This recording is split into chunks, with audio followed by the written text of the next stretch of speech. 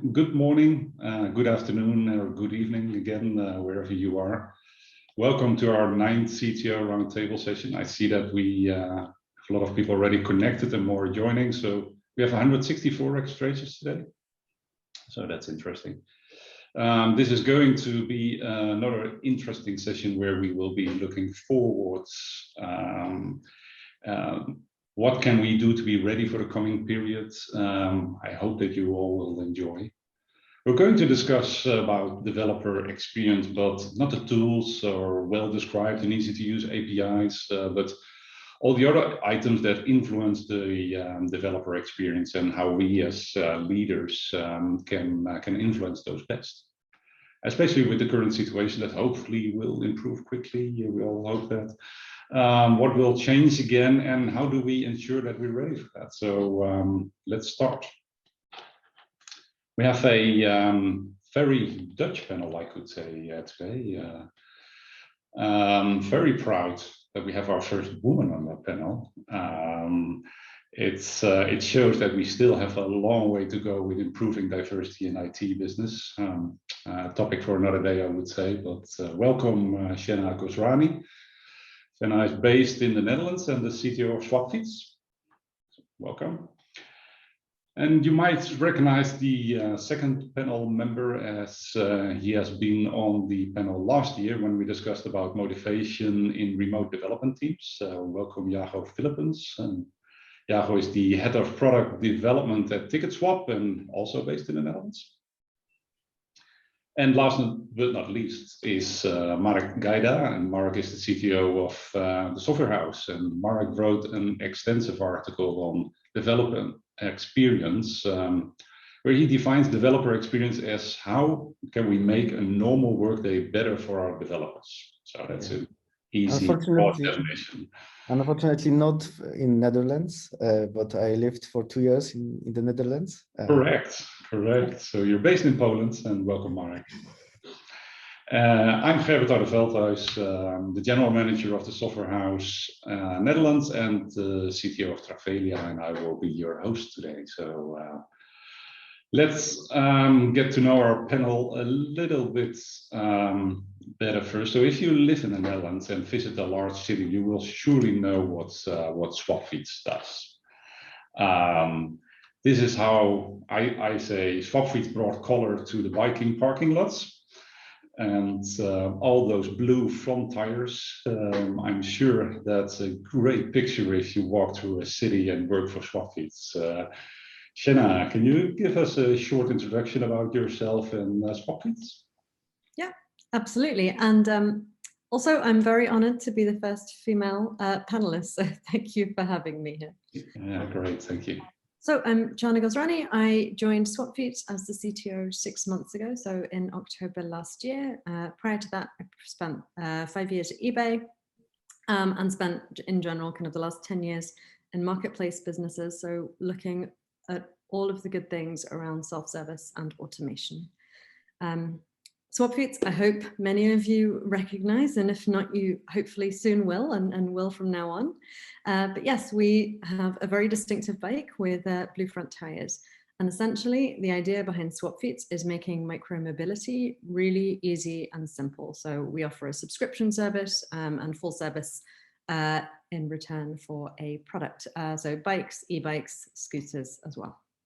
Okay, I didn't even know that you do scooters, etc. They're the new products.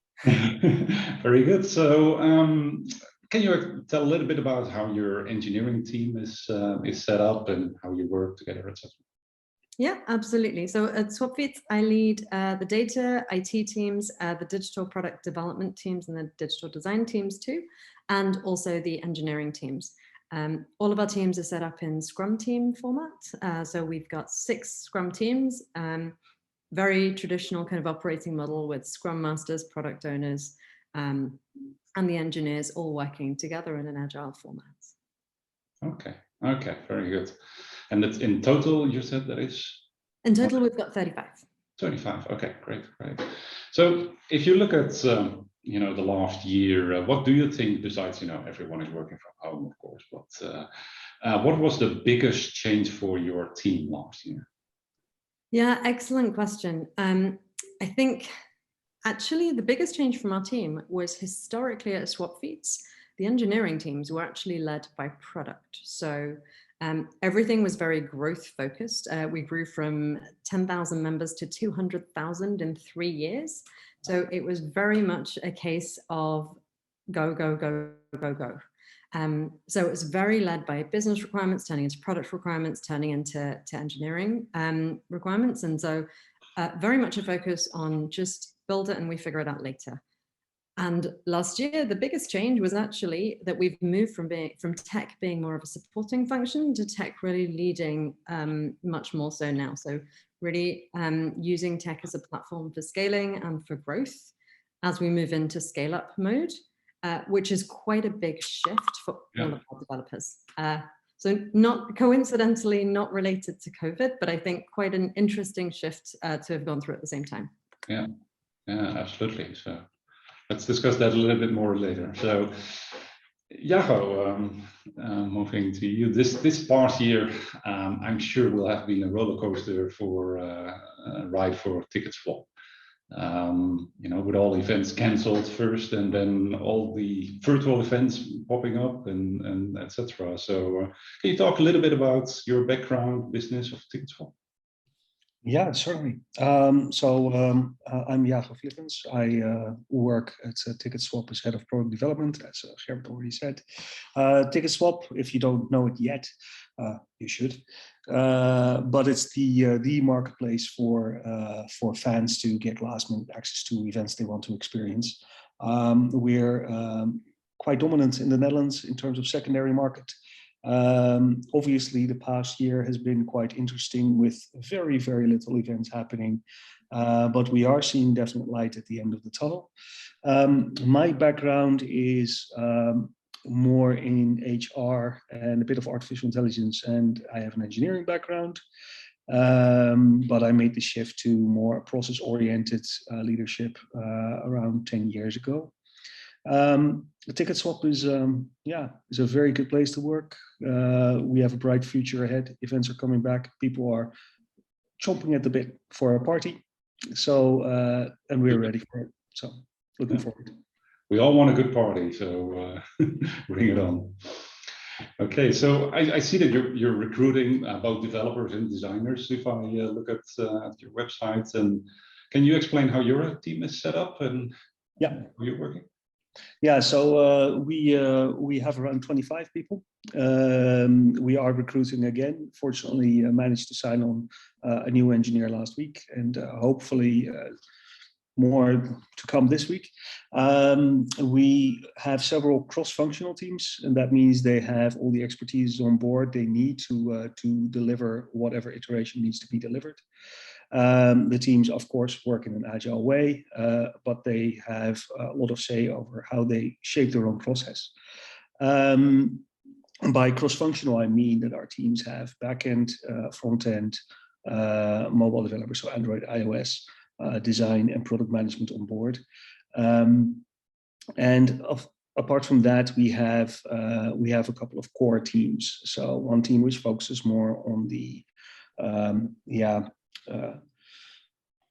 back-end heavy architectural work, like finance stuff, like Secure Swap, which is our API mechanism to connect to partners with, so people can trade tickets securely. And we have, of course, an operational team which focuses more on security, infrastructure, platform, you name it. Okay, very good. And so also a question for you is what was the biggest change that you saw with your teams in the last 14 months? Well, a couple, actually. I've never seen so many homes as in the past 14 months. Kitchens, bedrooms, everything, well, a lot changed, yes. What I've been surprised by the most in the past year is the resilience of people, the positivity, the optimism, and also just the stellar attitude. overall. Of course, it's been very, very hard. It's been hard for us in leadership, sure, but it's been especially hard for the people in the teams, of course, because they are used to working together very closely with a lot of implicit communication, and all that implicit communication is gone and needs to be explicit. So that is a big change that teams have had to find a way to find a better mode. Now, another big change for us specifically is that we made a shift to a more objective-based planning mechanism, so OKRs for us, and that really is coming to fruition now, offering teams more freedom to really plan and map out their own initiatives and figure out how to achieve what they need to achieve. That is a very big change. I'm very excited about that one. But obviously, that's a hard shift, as anyone who's done OKRs knows. So yeah, it has some childhood diseases, but we are overcoming those. It's going well. And do you in that team then have, let's say, a supervisor, or is that really autonomous team working together? Yeah, not so much a supervisor, but people bring their own expertise to the team. So with us, people are divided into teams, yes, but they're also divided into circles according to their expertise. Okay. So we have a product management circle, we have a design circle, we have a back-end, front-end, mobile circle. So a lot of the guidance within the teams is actually self-organizing because people have their fellow experts to speak to. Now, obviously, product management plays a pretty heavy role in coordinating the various stakeholders, you name it. But yeah, no, it's very, very self-organizing. Very pleased with it. Yeah, thank you. So, Mark, over to you. So, COVID caused a significant change for the software house. I know that after 2 months of business slowdown in April, May last year, we saw that many companies started to experience remote work, and they started to experience it as something that actually works well. So as a result, we grew last year in March 160 to now 230 people. Same question to you. What keeps you busy on a daily basis? And yeah, so indeed, the last year was quite an interesting adventure. Maybe a little bit first about what we do in the software house. So we provide, as I call, a fully fledged agile teams that work for our clients. So we don't really have any kind of product, but we provide this kind of service of agile teams that do the whole development, starting from the design and with the development and QAs and support everything. So basically, we are running more than 20 projects in parallel. So our organization is built in this way that each of the clients is actually like a different world, because we somehow need to both adapt their culture of work and their style, their standards, their expectations with our standards, yeah, and with our culture. And this is something I'm currently working on to actually make this, as we call, the customer experience and developer experience, the best possible, and build this kind of bridge between the two companies. And I think this is something that changed, and this is like the good ground for this discussion right now, because I see that we were always working remotely in the way that there were two camps. One is our camp in our office, our developers, our team, and the second camp is client. They're sitting in their office, and there was this kind of one line of connection, which is remote call from time to time to synchronize, right? But really the mindset was that we are sitting in one office and they are sitting in their office. So there are two camps, right? And now I see in the pandemic that this curtain just went down, and basically everybody is sitting remotely. So we are now in one camp, and this is something I think that changed a lot in the communication. Interesting. Yeah. Thank you. So. So to the audience, we really like to get as many questions as possible. So obviously, we have experienced CTOs here, so use that opportunity to ask questions. Go to the questions tab And I will discuss it with the panel. And when there are questions that we cannot address during this session, we will try to get back to you. So, okay, so you all provided, a major change for your team in the last year. Move to scale up is something big, of course. So we see that some teams can't wait to get back. And you were saying that your team, I want to get back to the office. But the general consensus is that we will have a hybrid setup of working from home and working from the office. And will not be everywhere, but that's the general consensus I hear often. So Jonah, from all the things that changed for your team, what would you consider things that you want to keep going forward?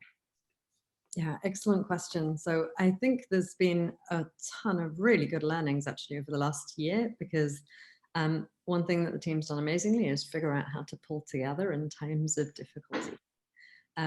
For us, I think there's two things. So one is communication and teamwork. So we've managed to create a really close-knit team, similar to how Jaeger was saying. So really close teams. For us, we call them chapters instead of circles, but not just for the product chapter, design chapter. Exactly, front end and back end data chapters, which actually then helps us overall get to better outcomes for our customers, but also really getting the matrix right between having that functional expertise and the focus on delivery within each Scrum team. Then the second thing is having a real focus on scalability and fighting for what's best for our customers.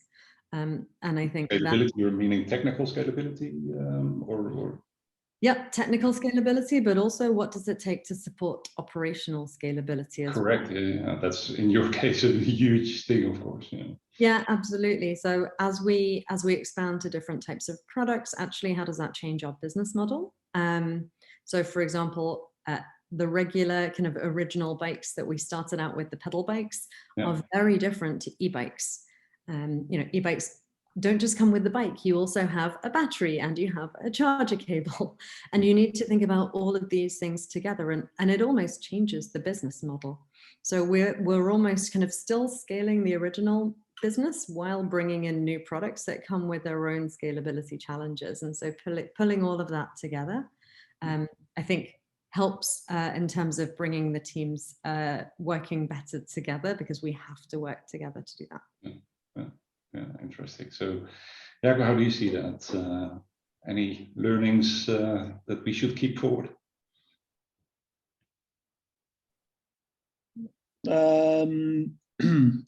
I think if I look at our organizations, of course, yes, circles and chapters, it doesn't really matter, but a lot of the credit always goes to the people pulling those forward, because they really motivate the people in the right way, and they challenge people technically and help people with their employee journey, help them grow. So that is something to really keep stressing. What we did in our organization is very early, we really freed up the technical leads, who were also the circle leads, to focus more on well-being, not just of the people, but also the department, the process, and each other, of course, because circle leads are people too.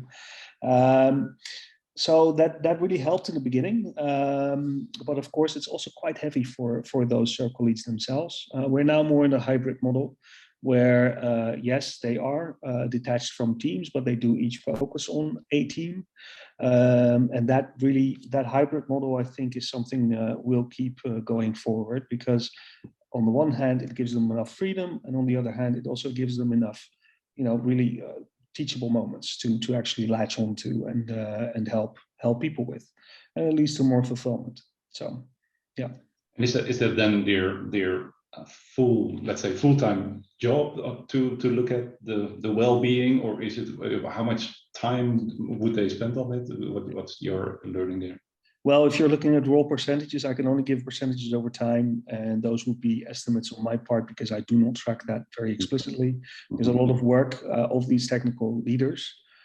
Obviously also goes in actual hands-on technical support, helping people out. But people management is a significant, at least double-digit, probably around 30% of the time goes into that, I would say. Yeah. Oh, that's great. That's great. Marek, anything to add from your side? Yeah, so even after the pandemic will end, we, at least in Software House, are pretty sure that the remote work will stay with us. And one is, as you all mentioned, this hybrid model, when already developers say to us that they want to work sometime in home and some in the office. But we have just hired over 30 people from different locations that is no longer close enough to our office during the pandemic. That's what helped us grow. But on the other hand, we know that they will never get back, right? And the biggest challenge for me is actually to make sure that we still maintain the same communication that we have right now. Because what I always say is that the problem is not when 5 people are working remotely. The problem is that when there are 3 people working in the office and 2 people working remotely, because there will always be this communication gap, right? So now we are in the world that everybody works remotely, so there is no problem. But when we'll get back to the office, actually we'll have to handle days. And this is what I especially want to figure out right now and make a good standard out of all the notes and all the agendas. This is something that, at least for us, worked very well, that now people know how to make an agenda for the meeting, what should be discussed on Slack or any other direct messaging, and that the proper note after the call is a very important thing, because people need to read it later on. I think that this is something that we'll for sure take from this situation. Yeah. So Jonah, you had an interesting, in our preparation, had an interesting remark. I think you called it a structured hybrid model. Is that correct? Is that how you called it? I'm trying to think. So it's how people work from home and work from the office. You wanted to do that in a structured way. I think it was the word structured you used, but I'm not 100% sure. Yes, we do indeed. Which was helped by the fact that we also just, we took the opportunity of coronavirus to move office as well, since everybody was at home anyway, so it's a really easy time to move. Yeah. And what we also did is then really think about how do we make the best environment for our teams to be super effective. So we've then, what we've actually created in our new office are little pod areas. So there's areas for open working and just kind of free desks. There's office areas, but we also have a dedicated Scrum room. So a Scrum team or a squad could go in there and essentially really just focus on pair programming or getting something out, or really looking at a design sprint, or whatever it is they need to focus on, but really do that in a dedicated environment, and then combine that with days at home. So they're able to have the structure of their team being there, and also the flexibility of combining remote work with office time. Yeah. Sorry, Mark? Yeah, sorry. So you mentioned the pair programming. So how does it work for you? Because this is something you also want to try out, but still like there are some hesitant people. So how does it work for you? Yeah, so far it's working difficultly over Hangouts. So what we tend to do whenever there's a need is literally just have people joining a Hangout together. So if we have any incidents, or if we need to do a retrospective or a postmortem or anything like that, there is always just a general Hangout link that we share right now. And we do the same thing for programming too. So when we need to pair developers, or we need to do something together, it's exactly the same process, which is less ideal, but it works. And then within the new office, we've really just got kind of the screens together so people can just work together. Yeah. Okay. And about the code, they're just sharing the screen, because this is oh, I see some links. Visual Studio and WebStorm has a collaboration plugin. Oh, that's great to hear, because that was something I was looking for. So thank you for that, Pablo. But Marek, if you're experiencing pushback on pair programming, you might want to try out something like mobbing. It's a bit less formal. People get together, work together, and then they can split off when they feel it is necessary, and that maybe feels a bit less forced. I'm a big fan of pair programming. I think it's an absolute must if you want to deliver, quality and not have to deal with actual bugs later. Just like test-driven development, for all engineers who are listening, do TDD. Get over your resistance, really. Trust a former engineer. But no, mobbing can actually help a great deal to overcome some hurdles, because it's a bit less formal and it's a bit more fun oriented, and feels a bit less like somebody's looking over your shoulder while you're writing code. Yeah, and does it still works in the right now in the remote? It's easier. It's actually easier to work on the remote, or it's actually easier, yeah, because you can't really get 6 people behind one screen, right? So, but actually, no, it's several of my teams. I've not organized them, but one of the circle leads within TicketSwap has organized several sessions over the past year. For now, we are organizing code kata. What's so we're organizing code kata, and this works in the similar way that you say it, but this is let's say non-business development. That's more gymnastics than delivering code, right? Yeah, but gymnastics are also important. Okay, good discussion. Thank you. So if we see, I've got the name of the study, but it was 57% of developers that were surveyed declared that they feel more productive from home, and you would say that, but other studies show that if in general, production improvements when working from home are significantly higher than if when it's out of free will. So if I choose to work from home, then the improvement is significantly higher than you being told to work from home. So now it's forced, of course. So yeah, but did you see any improvement in efficiency, and how do you measure that? Okay, that's a loaded question. It was meant to be loaded, but no, that's fine. I'm going to unpack it and see if I can do that without it exploding in my face. I don't believe in efficiency. I believe in effectiveness. So people need to work on the right thing.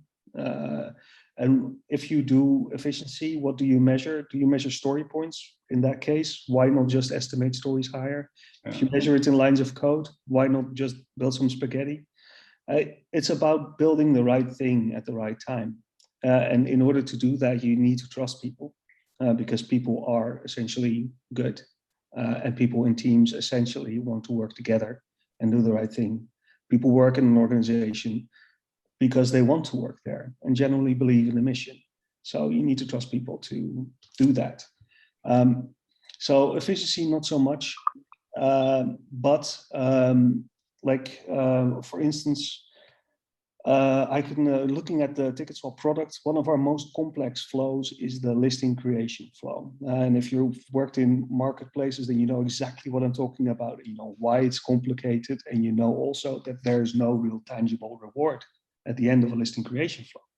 So you need to entice people, you need to make it easy for people to create a listing because that is what brings value to all the other visitors. So you need to entice people, you need to make it possible. Now, I could sit down together with our chief product officer, Frank, who's also founder, and say, hey, this is what you need to do to improve it. Or I can say, hey, listing creation flow, let's take a look at that flow. What do you think is the most important? Why don't you talk to data, figure out some data points, figure out the right metrics, figure out the right thing to improve? And the teams do that, and that makes them happy. And that makes the work better. And that makes it so that what is delivered has much more value, which to me is much more important than being efficient. I think it results in being efficient and being effective. Absolutely. It's a side effect, yes. Yeah, no, correct. Okay, I stand corrected. Thank you. Jonah, any other findings or ideas from your side around that? Yeah, so for us, one thing that used to always work without fail was the no meeting days. And one of the struggles that we got from the pandemic, actually, that I think decreased effectiveness a little bit because it decreased focus a little bit, is it's really difficult to have no meeting days when everybody is remote, and therefore you are limited by the number of video calls you can have. There's no coffee moment. There's no I'm walking past you. There's no 2-minute catch up, because a 2-minute catch up, you still need to do the check-in. You still need to make sure everyone's okay. And it suddenly is 15 minutes at least. Yeah. And that has had a bigger impact. So I totally agree with Diego. I think the focus should be on effectiveness, and where we've done that. Interestingly, we're also in the process of moving to OKRs to do that too, and to help with that too. And it's more about how do we make sure everybody, exactly as Diego said, is working on the right thing that delivers the most impact. So a lot of the things that we're doing is looking at prioritization and how we prioritize, and actually how do we make sure that we've got the right requirements and we're understanding exactly what it is, so that we have a very clear view of what we're trying to achieve as the outcome and can measure that too. Makes a lot of sense. Thank you. So when we expect that our teams will stay working from home or in a hybrid model, as we say, yeah, so we need to ensure that we're ready for it and getting ready for it, because maybe we all thought that, you know, soon we'll change back to the old normal, and you know, and so now we see that we have to change permanently. And one example is then indeed the meetings that you said. The other one is training more junior developers. So if I personally see support to junior developers or developers in general supporting each other, it's a constant thing. Is that you know, developers sitting next to each other get a lot of what I call mini support things. You already said it, Jonah, yes. Mini support moments. When you watch a room with developers, all of them are sitting with their headsets on, listening to the music in their own bubble, and etc. But then suddenly there's a big or something, or bang on the table, or whatever. And then the more senior person catches this and asks, "Can I help?" Or in whatever form or shape or text he will do that. Then they look together for, you know, 30 seconds, a few minutes on the screen, and then they see this, hey, look here and here, you might improve that, or etc. So that's a very natural way of providing support, and important part of how junior developers learn. So you were talking about that, hey, you don't walk past a person and say hey and etc. So did you do any specific to keep that 2 minutes or a few that those mini support moments? Yeah, so particularly for the new joiners, we make sure they have a really strong system. So we pair them up with one of the more experienced team members, so that they can really help them with the code familiarity, with understanding, you know, how to be effective, what are the ways of working, how do we set them up for success.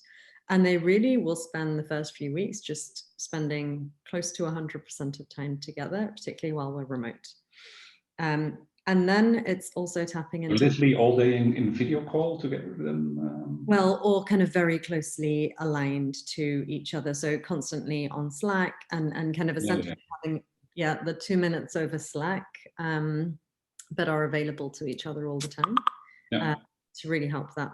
And then also having a strong kind of support network using the Scrum framework. So as I mentioned, so alongside the chapters, we've also got verticals, we've got stand-ups.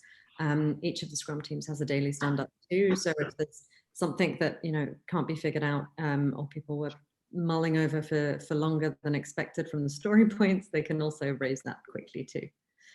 The third thing is also then a personal development budget, so that we can really focus on each individual and what they need to succeed as well. Okay, yeah, interesting. So, yeah, did you do something that we might learn from and take forward with regards to this mini support moments? There, but yeah, I will take some. But no, mostly I would really say that that freeing up circle leads has been a very big boon for us, making sure that the people who are closer to the engineers and the circles and all the other people in question actually have enough time to proactively reach out. Apart from that, we have a wonderful office manager, Laura, who goes above and beyond and has organized a lot of social events. Our HR department has also gone above and beyond. We've made sure to have some mental health days for people available, and for instance also. Yeah, how can you say that politely? A thing officially called an F Corona Day, which can be taken spur of the moment. So people who just need some time can take some time, you name it. And for us, that's been the more important focus area, because staying healthy is just very, very important. Now, in terms of the implicit versus explicit guidance, yeah, there's only so much you can do. You can have an open Zoom, sure. You can have Slack, sure, but it's not ideal, and it does affect people greatly, and it does also affect coaches and leaders greatly, because it takes much more attention, much more focus, to consciously ask people, how are you doing? What's going on? Can I help? Yeah, no, indeed. You need to do it explicit, and where it's actually in the past it was an implicit thing that you did. Yeah. No, absolutely. So Mark, I know that some of your teams were using Discord with an open channel. That's something like Jaffa was also saying. Yeah. Constantly. Yeah, we have this, and can you share your experience there? And yeah, we have an experimental team with Discord. Basically, we want people to come up with their own ideas, right? I don't want to like throw the ideas at them, because this usually doesn't work. Like, my boss said to me that I have to play some stupid game every morning on Slack, some donut or chat roulette or whatever. It's usually we try to do it in the way that the people came up with their own ideas, and they try to figure it out by themselves. So I see that some of the teams use Discord. I'm not sure if everybody knows what Discord is, but this is more like a Zoom communicator, but it's especially known for gaming. People playing games know Discord for sure. And some of the teams say that they want to just have this constant connection on the Discord, and why? And they say this works pretty well. But as I said, I think that this is more of the mentality of the team. If they agree on that, if you're doing lots of gaming, you know that you don't have to speak all the time. I think this is the case when they say that the radio hates silence. And the case here is that people actually need to understand that they don't need to talk all the time, and this is the hardest part. And if somebody is into gaming, they know that they don't really need to use it the whole time, and that's the whole thing. And the teams that use Discord, they say that it's a fine thing. And you can also like join their room, because the room also has a public link, so everybody from different team can also like knock like to the normal room and say, hey, can I ask some questions? So we try to do that. Maybe going back to the thing about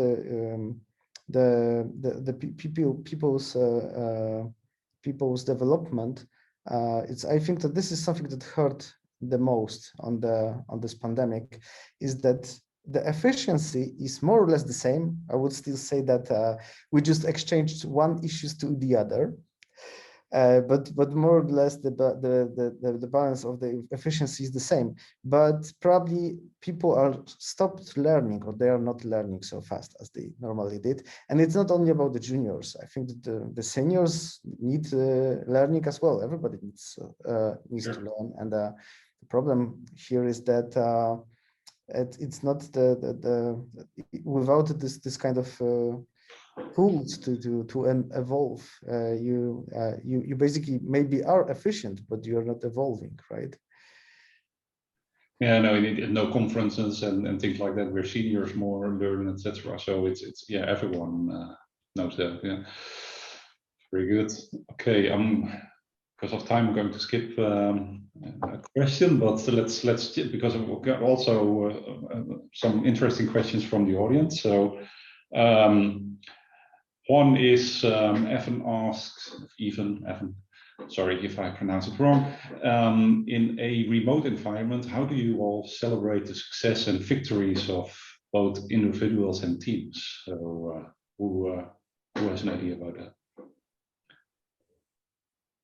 And in those monthlies, we mention what had happened in that past month, and we take some time there to celebrate successes and to recognize, extraordinary effort. But apart from that, we do individual things for when a team has done something great. One of the teams in TicketSwap, for instance, one of the product development teams, I should say, because there was a lot of effort from support and other departments as well. But one of the product development teams worked very, very hard to get a Boom Festival integration in Portugal off the ground. They really went above and beyond. So we try to recognize that towards the team as well. Apart from that, we have a Monday morning kickoff. There sometimes we take some time to dive into something very nice that has happened, but mostly it centers around the monthly and recognizing efforts there. Okay. Do you do anything special around that, Jonah? Yes, so we have a few different forums to do that across the company, actually. So within our tech teams, we'll celebrate within the tech team stand-up, which is also monthly.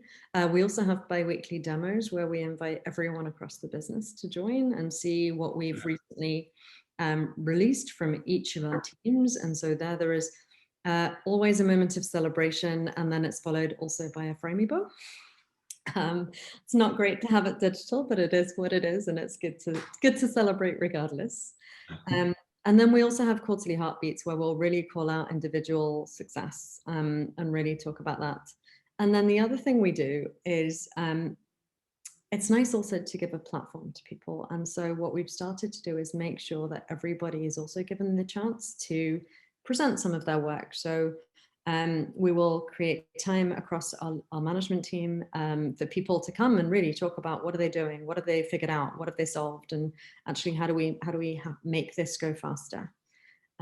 So it gives people then the intrinsic motivation as well as just the extrinsic.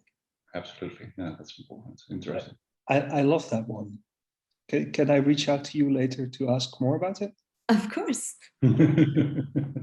Great. That's how we connect people here.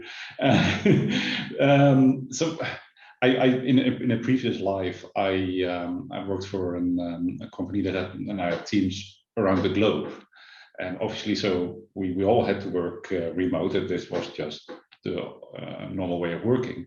And what we did was pizza evening.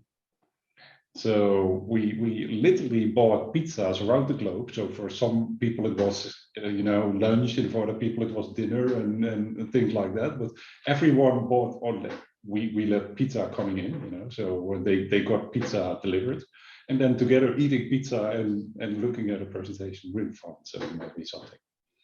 Yeah, we also have corporate champagne and beer goals. So beer for medium successes and champagne for really big things. Okay, we didn't do champagne pizza, but great, yeah. I was sent a jump rope, some toilet paper, and a coloring book at the start of Corona. I think I still win.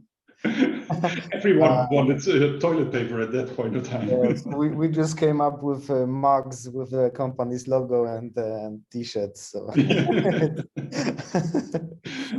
Okay, very good. So I will do some more questions later. So all of you are hiring new talent, and we all know it's extremely difficult, especially to hire senior developers. And so we sometimes call it the war of talents. And so now everyone is remote. That's influencing hiring, of course, but remote developers are also more appealing to international companies that are willing and able to pay extreme high salaries sometimes. And because of the crisis, people might not have changed jobs so quickly. I don't know how you see that, but how do you see this change? And can so changing that people might now, when things are improving, change their jobs, and how can developer experience, the things that we were talking about here, help with that, Jonah? So it's funny, I've worked in extremely remote heavy teams previously, and here we have a fully centralized team, which we haven't changed yet. So everybody for the tech team is based here in the Netherlands and is in HQ in Amsterdam. Mm-hmm. And we've found that actually that really helps us as we grow and scale right now, because we can really focus on culture and fit and help people integrate better. The market is insane right now. So it's funny what you say about people not wanting to move. We've been hiring like mad, particularly this year, and it's crazy how competitive the market is. Like we're so pleased with the folks that we've brought in, but we do find that the cycle is longer. It takes more time to really make sure that we've got the right folks coming in the door and we really, make the right choices. Yeah. But we think it's really important to do that and to keep the centralized operation while we are growing so quickly, and while we're so young, and while we're still kind of, focused on so many different things at the same time. So country expansion, product expansion, scalability, it's a lot to do. We don't need to add remote to the mix just yet. I could definitely see us having a second development center in the next couple of years, because I think we do need to think about actually how else do we broaden reach and how else do we look. But one of the things I did learn also at eBay is actually every time you do that, it increases the complexity by a factor of X. Mm-hmm. So I think we need to have the really strong processes and really strong kind of infrastructure in place before we could even start to do that. And that's really important to make it successful when you are going with a remote team. Yeah. Okay, very good. So last time you explained that you developed an employer's branding that created a situation that people wanted to work for you as a person and Ticketswap as a company. And did that change? How do you see that going forward?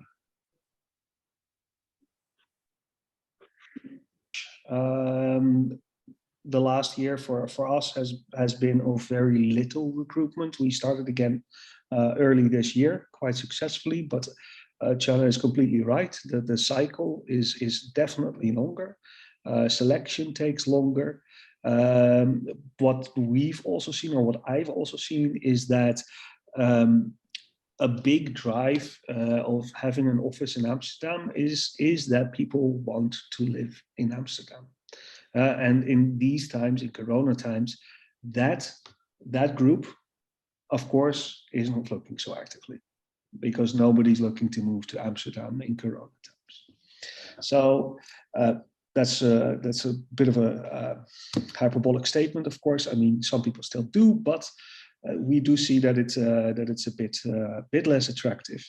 And for us specifically, Ticketswap, for the Dutch people who are active in the Dutch events industry or who go to parties here, everybody knows it. And internationally, we're also very active and growing rapidly all over the world, sure. But if there are no events, you're not going to see the name Ticketswap a lot. So that, of course, has made the branding part a bit harder. But we are very well known. We are a trusted brand. People do still know it. People do still like it. But sometimes it takes a bit more to explain to people. People will have questions in an application procedure, in an application process. But what about events? I mean, there are no events. Why are you recruiting? And to that, I can offer one very, very simple answer. People need a party. And parties will come back. Amen. And tickets, a lot of people forget, but tickets start their life cycle a lot of time before that party actually happens. A year or something. There's a lot. Yeah. Great. So Mark, the software house, we're known about highly skilled developers, etc. But How do you see the future with regards to the hunt of for talent? Yeah, so it's a very good question, because as pandemic shown, basically they can get a job anywhere in the world right now, still sitting in their own comfortable armchair in their home. But that's why we need to work on different things, like developer experience, for example, or this is how I call it. So how they feel in their job, and what they actually gain, and how the whole process looks like. I know that developers first of all like to have things figured and fixed in a way that they can work. This is very important for them. We also kept the office because I still think that after the pandemic, people will be interested to work in a nice office. Apart from the fact that we are right now paying a lot for the empty office, but we are still keeping it. I know that my competition get rid out of their offices and they went fully remote. So let's see how it will end after a year or so. If this was a good decision, we decided to keep the office. So it used to be that in an advertising, option to work remote was a plus point, and now it's option to work in an office is a plus point. Yeah, it's like incentive, right? Work incentive. You can work in office. Yeah, but actually, this is also something that before the pandemic, there were guys working completely remotely for their different employees. And when I asked them what happened right now that they want to work not remotely but in the office, they said that they are not evolving, that they feel that they are not learning. That was the biggest thing that they always say before the pandemic. So I think this is the same right now. And I think that to win this war for talent, you need to do the same thing that we are doing with the clients. So most of our clients are from the references. And from our network, just one client says that we are great to the other, and this is how it works. And this is the same with the developers. If you have a good opinion and have a good references, the people just come, and you just have to make sure that people are happy. Treat them well, indeed. Yeah. Yes. I know a lot of companies suffer from senioritis. Everybody wants to hire the senior. How many prima donnas does a ballet company? Yeah. How many do you need? What you need is good juniors, you need good medias, people who want to grow, people who want to learn, people who are excited, not people who are, accepting a job, but you need people who want to work with you, who believe in it, and who are actually still getting excited about all these things. I'm not saying seniors don't have that ever. They do, but seniority isn't everything, right? Mindset, that matters so much more. That's true. That's why I say this fully fledged team. I mean, like a perfectly balanced team where there are the right amount of seniors, juniors, and other people that just can support each other and works in the perfect harmony. And this is important. And yeah, this is true that some of clients say that I just want just the leaders, right? And I can recall one project when there were 3 leaders inside, and it was a disaster because each of them tried to be a leader. Yeah, no, indeed. So I'm sorry, but it's a lot of fun, but the time is going very fast. So I'm already going towards the end of this session. So so before we go to the questions from the audience again, so I would like to talk for a minute about the CTO Roundtable session. This is what we do every 6 weeks. We rotate the panel based on the topic, and now we see that the CTO Roundtable is noticed by other parties, and we're very proud that we were invited to run the next CTO Roundtable during Amsterdam FinTech Week. And that's organized by Holland FinTech, popular event in the FinTech world. So keep an eye open on the registration, because when you register for our next session, you will get a day ticket for Amsterdam FinTech Week for free. So it's always nice to do if you talk about learning. Also in the chat window, you should or can find a link to a survey, and we would highly appreciate if you would provide some feedback on today. Okay, enough commercials for that, I would say. So let's go to some additional questions. So let me stop sharing first. And now I have my mouse back. So okay, good.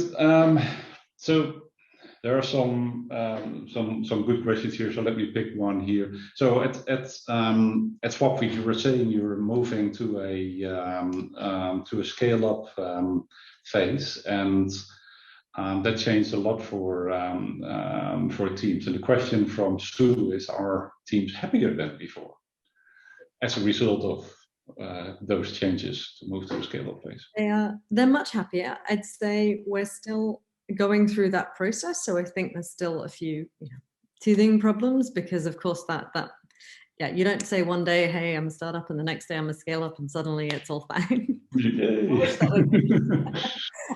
But I think there's a few factors that kind of really drove that transition. So one is that we as a business are now kind of getting past the time when we can just focus on growth and revenue, and also need to start to think about profitability, and actually how do we make ourselves fully independent and entirely a going concern as a business, and recognition there that actually that requires a lot more data-driven approaches. So how do we really drive precision marketing and data-driven marketing? How do we really drive our operational decisions through data? How do we make everything much more self-service? And how do we drive automation as well in terms of forecasting, in terms of movement of bikes, from a warehouse to a store to a member? Yeah. And so in order to do all of those things, it was just not possible to do it using the older kind of way of working, which was much more top-down initiative-led. And that's part of the move also towards objective-based leadership, was also then to devolve that responsibility and help empower our teams to be much more accountable too. Yeah. And I can imagine that influences happiness of the teams. Yeah, we see so much more ownership from the teams, and actually they're crying out for even more. So they're really happy with the direction and are hungry for more. So that to me is a good sign. Cool, very good. So because of Corona, the question from Julian is: have you experienced mental health issues in your team and how to deal with them? It's kind of a loaded topic, but maybe Jago, you go off mute, so maybe you want to answer it. Yeah, I think we all have. I think everyone who is in leadership in tech has seen that happen during Corona. So let's not go into details because. But it's harder to switch off if you're working fully remote. So some people tend to switch off too late, and some people just want to do a little bit more. And for some people, it's just a very nice distraction to have more work and take more work than is responsible. And of course, that happens. So as an organization, what can you do? You need to be very attentive. You need to be much more attentive than you think humanly possible, but you need to be, and you need to keep an eye on it. And if something does happen, you need to be flexible enough to make sure that people get the help that they need in the way that they need it.